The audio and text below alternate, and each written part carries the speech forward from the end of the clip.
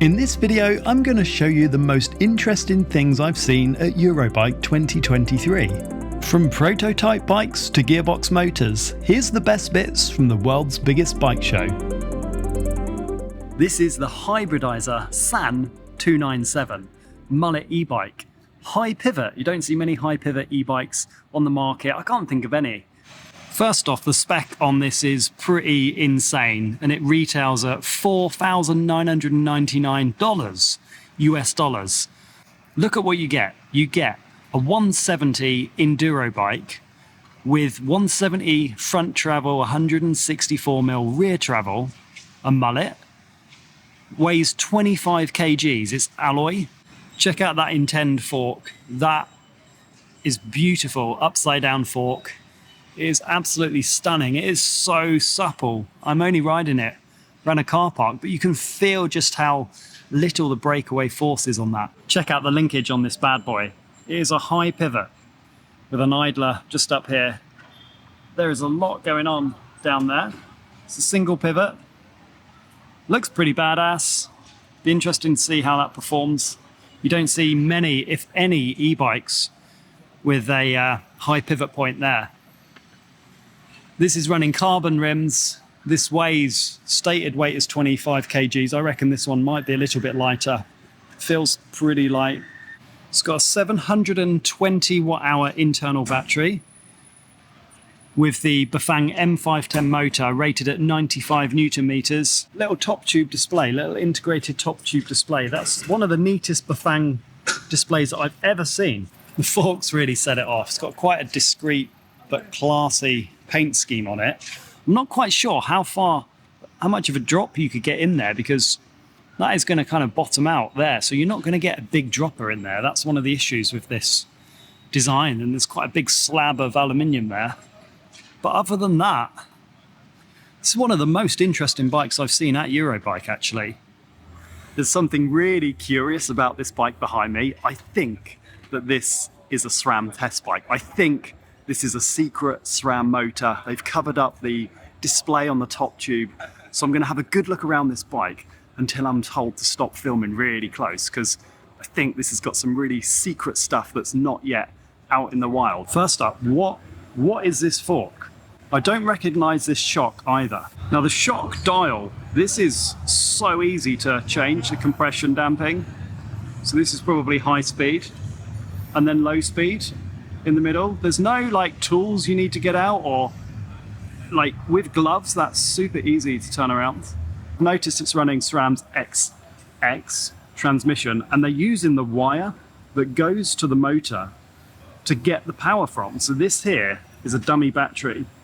So you can actually take that battery out, and it gets its power from the motor unit. So there's no extra axis batteries to have to charge. Although it's wireless, it's actually just a small wire, probably very low power to get enough energy. So you never have to worry about charging this battery ever again on this mech. Motor power. Talking about the motor, this is all covered up, but I'm pretty certain that behind here is a SRAM motor. It's running an XX crank arm. It's very difficult to see in there, but it looks about the size of a Bros motor. The bolt pattern, can't even see that because that's kind of hidden up. But there is on the top of the bike a covered up top tube display thing that I'll try and get. It's really high. It's been covered up. Check this out. This looks like a hole for a battery key, but it's not. It is actually, I'll show you on the top as well, it's actually a hole, a little kind of port for putting on protective covers. I've just spoken to Gasgas, and they say this is like a crossover from the MX industry, where you can put on custom graphics, custom number plates, race plates, that kind of stuff with logos. It will cover across the top tube and kind of cover down here. So there's a port there and a port just at the top, just here, and another one just over here. That will allow you to put on custom covers. That's a real crossover from the motocross industry. Okay, so I just found out the suspension is nothing to do with SRAM. So just to set the record straight, it's not SRAM, it's DVO and WP.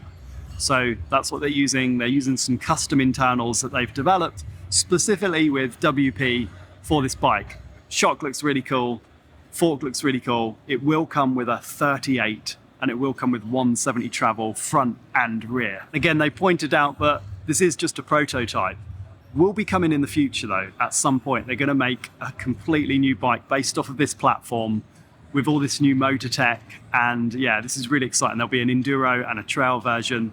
So watch this space. Hopefully we'll see this year. I think this bike behind me might be my favorite bike I've seen at the show. It's the Nikolai with a new Bosch lightweight SX motor. 2929 aluminium build. The geometry looks sweet. It's got a slack 64-degree head angle, steep seat tube angle, and actually this looks like a really well built to last electric mountain bike with that punchy Bosch SX motor. So full 29er, beautiful looking aluminium frame with this really nice silver, raw silver linkage, and a pretty short looking chainstay actually. I don't have any geometry figures to hand, but that looks quite short. It's running SRAM's XO transmission, DT Swiss XM 1700 wheels, SRAM's axis or RockShox wireless axis, and the Bosch SX motor. Now this has got a 400 watt hour internal battery that you can actually remove from this bike. It is not fixed in. Basically, there is a trap door just down under here that you can pull open and the battery will slot out. This charger port will move out the way and you can pull the battery out. You can also run the range extender, the Powermore battery on here. So you can get up to 650 watt hours of battery power. I love the welding and the details on it. I love the color. In fact, this bike looks like an absolute ripper. 2929, decent geo.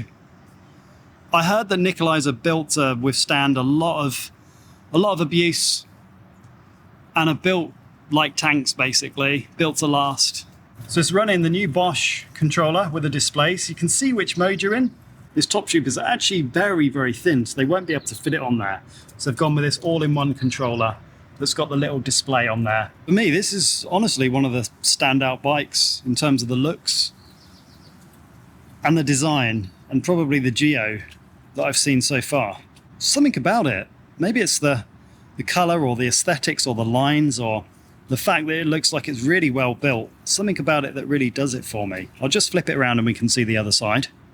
And the Performance SX motor, SRAM XO crank arms, external cable routing across the chainstay, made in Germany. Looks proper solid, doesn't it? Love this linkage design, just looks really nice and well machined, CNC machined. And then beefy kind of stays. It's been beefed up all around here. Just a really beautiful looking e-bike. So hot off the launch of Bosch's new lightweight SX motor, this bike weighs 16.9 kilos, 140mm travel on the front and 130mm on the rear. So 2929, but it can be converted to a mullet bike as well. You can see it's got the Bosch Powermore on here for an additional 250 watts. That's in addition to the 400 watt hour battery that it comes with this new Bosch SX system. And it can even take a water bottle on the top as well. There's a little fidlock built onto the top of the frame. So headset cable routing is maybe a bit of a contentious topic at the moment, but why give you the choice? This prototype bike has headset cable routing just through the top cap here. Personally, I don't mind it at all. I think it looks really clean. Check that out.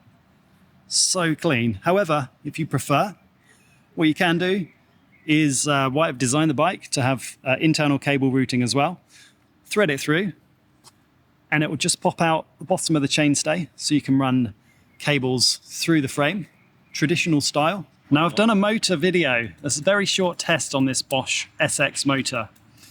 It's a really punchy little drive unit. It reminds me of the full power, but like a 2/3 of the kind of power delivery that it gives you. The motor characteristics are really familiar.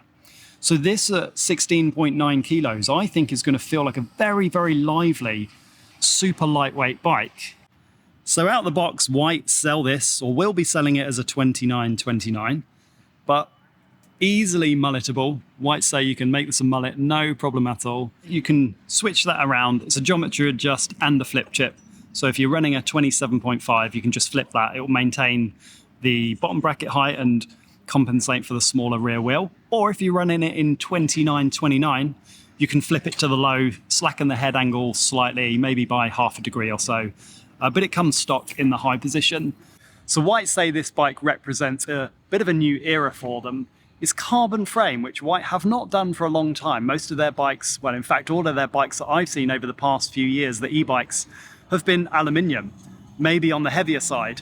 This full carbon, 16.9 kilos, super lightweight e-bike, White say it's a new start for them, bit of a new chapter. Here is a very cool prototype e-bike from Tok eBikes. Now this is really unique looking. It's using the Bosch SX motor, just launched. The manufacturing process of this prototype, they're using 3D printed metal. The process is called selective laser melting using aluminium. The reason that they're doing that is because it allows them to make complex shapes that you wouldn't normally be able to do with aluminium unless you CNC machine them. And it stops having to make lots of carbon fiber molds. They can make the process quite quick to make prototypes, and they can make lots of changes along the way. So this is not the finalized bike. They are continually developing this platform and playing around with geometry. You just look at it here, you know, all these kind of shapes that are going on in the frame. And they're saying that it's quite difficult to do with metal, with existing kind of techniques. Now this process has been primarily used on road frames, but Tok say that they're the first to do it on an e-bike, and it's allowed them to kind of fiddle around with the geometry, the layout, to really perfect this bike. So you can see the SX motor, super light, 600 watts, 55 Newton meter motor. Now they are actually running a 500 semi-integrated battery, but they did say they're not sure if this is going to be the final one. They may even use a 400 fully integrated and actually get it inside the down tube. That's the advantage of using this material and this process. That SLM process makes them able to adapt and change it as they see fit. And as they test it, test the range, that kind of stuff, they'll work out if they're going to go with this battery or a 400. You can put the Bosch Power Tube battery on there, the PowerMore battery, for an additional 250 watt hours. This is Tok's first ever Bosch powered bike. Another brand that's moving over to Bosch. It seems a lot of people are really interested in this lightweight motor and Bosch's platform as a whole. Previously, they were on Shimano. They'll possibly stay with Shimano for the full power bikes, but this is the first lightweight bike for them and the first Bosch powered e-bike for them. Great to see this from Tok, and look forward to seeing the development of this in the future. Eurobike really is a celebration of biking's diversity. There's all sorts to be seen, from crazy moto-inspired builds to more common household names. This is the 2024 Ducati Powerstage, named after the power stages in the EDR, which requires big travel, powerful e-bike to propel you as fast as you can along those hard power stages. So this bike is really built for e-enduro. It's got a 180 Öhlins fork and 170mm of rear wheel travel. It's a mullet, and it's got the Shimano EP801, the newer EP801 from Shimano, and it's got a 630 watt hour internal Shimano battery. 29er Crank Brothers e-bike wheel, the Synthesis e-bike wheels. I've used these and they are awesome burly wheel set that are pretty lightweight as well. RX F38 M2 in 180. Check out the frame though, check out the details on the frame. This is a full carbon fiber front and rear triangle. We've got these little kind of like neat little details, a triangular shape there and here, and check this out down here. This looks really neat, this kind of brace down here. It's Aldo Drudi, who's done a lot of the Ducati graphics over the years. It has a 64-degree head angle, so nice and slack. And it's got a pretty steep seat tube angle at 78 degrees, which kind of reflects the name of the bike, Powerstage. They're those super fast technical climbs that are basically 1 minute to 2 minute stages that you just need to be riding as fast as you possibly can, and that steep seat tube angle helps get your weight further forward over the front of the bike so you can get maximum climbing performance. Check out these brakes from Braking, an Italian manufacturer. Normally these are gold, but they've customized them for Ducati in this titanium color, which really suit the bike. Little details like the Ducati course logo printed on them. They've got this kind of etched lines in here for extra grip. And the brake lever is actually really kind of swept out at the end, so your fingers are getting maximum traction on that lever blade. This bike from Alutech has got to make even bikes from Pole look pretty mundane and normal. You might say it's slightly slack out the front. And this vent e-bike with the exposed shock on the top tube will never have you wondering how much sag you're running ever again. So these guys fit, actually make the electronic integration for Pinion. So the Pinion bike that I rode and tested the other day, I noticed that the kind of controller unit was quite bulky, but this is their minimalist version. Check this out, it's just like a rocker style control just on here, and then a really minimalist kind of top tube thingy with the different modes on there. That looks really neat. And then it looks like there's a walk assist button just underneath here. I like that. I wonder if that would be something that they might integrate to make a minimalist version on the Pinion. Check this out behind me. It's from Sicilian brand Lombardo. Now this is a 170 travel 64 degree enduro bike. I noticed it's running the Bosch race motor as well, which is such a punchy enduro race motor, and Olin suspension, and in this colorway it just looks super clean. So 29 front and 29 rear. Lots of enduro bikes for racing, that kind of stuff, are going with 29 for just outright speed and climbing performance. Mavic D-Max wheels, Pirelli Scorpion tires in that awesome looking yellow colorway that matches the Olin's fork. It's got the RXF M2 38 fork in 170, and the Olin's TTX M2 coil, giving 170 of rear wheel travel. Just in here, Bosch race motor. Super punchy, really sweet. So the battery they're using in this bike to keep the weight down for racing is the 625. It's using the Bosch mini remote and the system controller. This one, I haven't seen this KS electronic dropper, but it's running that wirelessly. Wireless dropper just up under there. There we go. These brakes look super bling. Formula Cura. This is a super cool bike. I've seen this a couple of times, but it is just about to be released. It's Privateer's E161. It looks like a beefy e-enduro bike. And in fact, Privateer built it for their enduro racers so they could actually get more laps in. Now, what's interesting is over the development process, what they've done is they've been able to change a couple of geometry stats. Firstly, it's gone from a 29 to a mullet bike, a little bit more playful out the back and a bit more agile. It's got a 64 degree head angle. So this has got a 79 degree seat tube angle.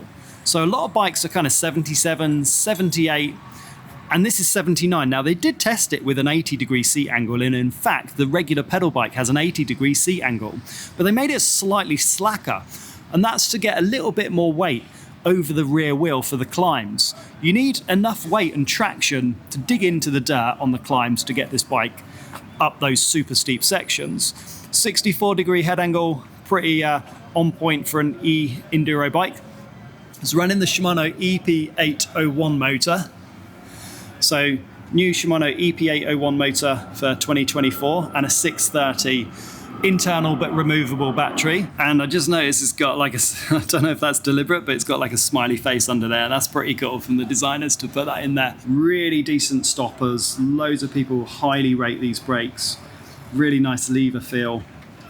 Hayes Dominion brakes with 200 rotors front and rear. They've changed the progression slightly of the suspension tune to give a little bit more suppleness off the top.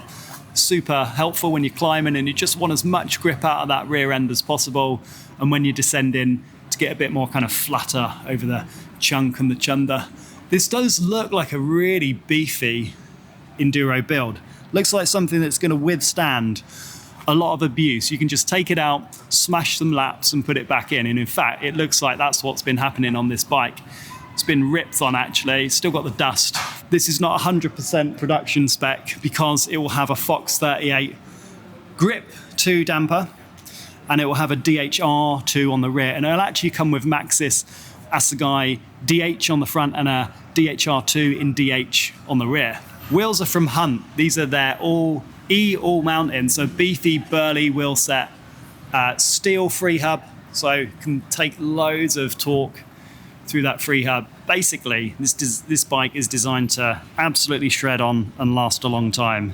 So this is coming out super soon. You should be able to buy this from your local dealers. Great to see this being released from Privateer. Now you do see some wacky and wild stuff at Eurobike.